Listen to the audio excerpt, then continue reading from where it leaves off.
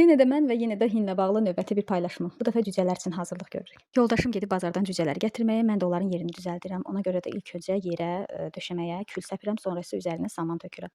Burada da yoldaşım maşınla cücələri gətirdi, sayıb yerləşdirməyə başladı.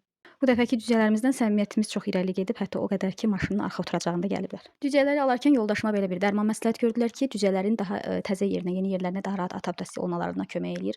Bu dərmanı 3 gün suya davamlı qarışdıraraq cücələrə vermək lazımdır. Cücələr hələ ki gözümə yaxşı gəlirlər. Bu rənglədiyimiz cücələr isə öz evimizdə böyütdüyümüz cücələrdir. 3 ədəddir. Gətirib onlara qoşmuşam ki, öyrəşsin, amma onlar da öyrəşə bilmirlər onlara. Gedib gizlənirlər. Güzlə gətirib təkrar verməyə, su verməyə çalışıram, amma qalmırlar orada. Burada da qaçıb gizlənir.